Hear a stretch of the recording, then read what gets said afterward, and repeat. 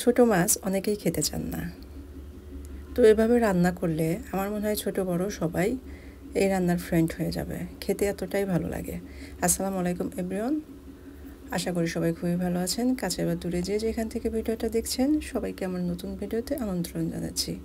By the way, আজকের recipe ছোট মাছের ভুনা। তো রান্না করা খুবই সহজ। ঘরে থাকা কয়েকটি উপকরণ দিয়ে আমি খুবই সহজভাবে রান্না করে দেখাবো। খেতে কিন্তু খুবই ভালো হয়। যারা ছোট মাছ খেতে পছন্দ করেন না তারাও কিন্তু এইভাবে রান্না করলে চেটে পুটে খাবেন। তো এখানে আমি মাছগুলো ভালো করে কুটে ধুয়ে নিয়েছি। সামান্য হলুদ গুঁড়ো, মরিচ গুঁড়ো আর লবণ দিয়ে মাছগুলোকে ভালো করে মেখে নিলাম। মশলা দিয়ে ভালো করে মাছগুলোকে মেখে নেওয়ার পর এটা আমি ভেজে নেব। তো কড়াই তেলটা একটু বেশি দিয়েছি, কারণ এই পুরো রান্নাটাই আমি এই তেলেই করে নেব, তার জন্য তেলটা একটু বেশি নিয়েছি। তেলটা গরম হয়েছে কিনা একটু চেক করে নিলাম। চেক করে নেওয়ার পর আমি মশলা দিয়ে মেখে রাখা মাছগুলো একটা একটা করে দিয়ে দিচ্ছি। মাছটা আমি ভেজে নেব। এই মাছটা একটু কড়া করেই ভাজবেন, হালকা ভাজতে যাবেন না। কড়া করে ভাজলেই খেতে বেশি ভালো লাগবে। নিচের পাশটা হয়ে গেছে, আমি উল্টে দিচ্ছি, উপরের পাশটাও ভেজে নেব। তো আমার মাছটা কিন্তু ভেজে নেওয়া হয়ে গেছে। আমি মাছগুলো উঠিয়ে নেব। তো মাছগুলো ভাজার সময় একটু সাবধানে ভেজে নেবেন যেন ভেঙে না যায়। ভেঙে গেলে দেখতে আর কি খারাপ লাগে, এটাই। তো একই তেলে আমি আলুগুলো ভেজে নেব। এখানে আলুতে আমি কোনো মশলা দিইনি। আলুগুলো একটু মোটা করে কেটেছি, মানে মাছের সাইজে, মাছের সাথে যেন আলুগুলো যায় সেরকমভাবেই কেটেছি। তো আলুগুলো একটু লাল লাল করে ভেজে নিলাম। যে কোনো সবজি রান্নার সময় সবজিটা ভেজে নিলে কিন্তু খাবারের টেস্টটা খুবই ভালো আসে, কালারটাও অনেক সুন্দর আসে। তো আলুগুলো আমার ভেজে নেওয়া হয়ে গেছে। আলুগুলো আমি উঠিয়ে নেব।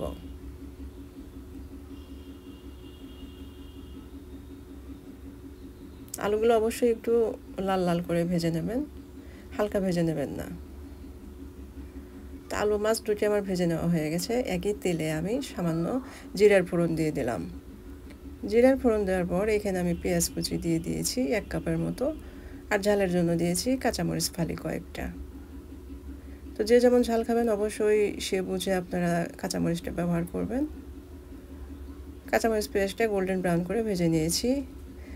এরপর আদা রসুন বাটা দিয়েছি 1 চা চামচ। আদা রসুন বাটাটা আমি লাল লাল করে ভেজে নেব, যেন কাঁচা গন্ধটা একদম দূর হয়ে যায় তার সে পর্যন্ত। মশলাটা ভালো করে ভেজে না নিলে কিন্তু কাঁচা গন্ধ থাকলে খেতে একদম ভালো লাগে না। তো দেখে কিন্তু বোঝা যাচ্ছে মশলাটা একদম লাল লাল করে ভেজে নিয়েছি। এরপর সামান্য পানি দিয়ে গুঁড়ো মশলাটা দিয়ে দিল। তো গুঁড়ো মশলায় ছিল হলুদের গুঁড়া, মরিচের গুঁড়া, ধনিয়া গুঁড়া, স্বাদ মতো লবণ, আর দিয়েছিলাম জিরের গুঁড়া 1 চা চামচ। আর সবগুলো মশলা আমি হাফ চা চামচ করে দিয়েছিলাম। তো আপনাদের তরকারির অনুপাতে আপনারা মশলাটা অ্যাড করবেন।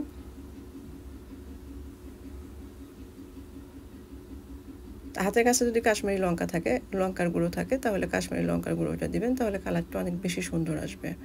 তো মশলা থেকে কিন্তু তেল ছেড়ে দিয়েছি। আমার মশলাটা পারফেক্টভাবে ভুনে নেওয়া হয়ে গেছে। এ পর্যায়ে আমি ভেজে রাখা আলুটা দিয়ে দেবো। আলু দিয়ে আবারও আলুটা মশলার সাথে ভালো করে ভুনে নেব। ধাপে ধাপে মশলাটা দিলে আর ভুনে নিলে রান্নার টেস্ট অসাধারণ আসে। একই প্রসেসে যদি আপনারা রান্না করেন তাহলে হুবহু আমার খাবারের টেস্টের মতোই আপনাদের খাবারের টেস্টটা হবে।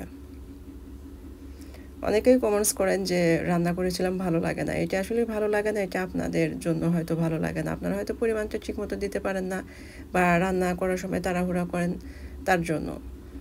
একদম স্টেপ বাই স্টেপ যদি আপনারা ফলো করেন তাহলে অবশ্যই আমার খাবারের টেস্টের মতোই আপনাদের খাবারের টেস্টটাও আসবে। রান্নার সময় যে টিপস অ্যান্ড ট্রিক্সগুলো আমি দেখাই সবগুলো আপনারা ফলো করবেন, তাহলে দেখবেন আপনাদের খাবারও অসাধারণ হয়ে এসেছে। পানি দিয়ে পানিটা ফুটে আসার পর এখানে আমি ভেজে রাখা মাছগুলো দিয়ে দিলাম। ফ্লেভারের জন্য 4-5টা কাঁচামরিচ দিয়েছিলাম। তো ভেজে রাখা মাছ দিয়ে আমি আবারও হাফ চা চামচ জিরের গুঁড়ি দিয়ে দেবো।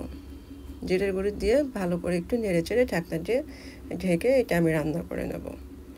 রান্নাটা কিন্তু অলমোস্ট হয়ে এসেছে। জিরের গুঁড়িটা একদম শেষ পর্যায়ে দিতে হয়।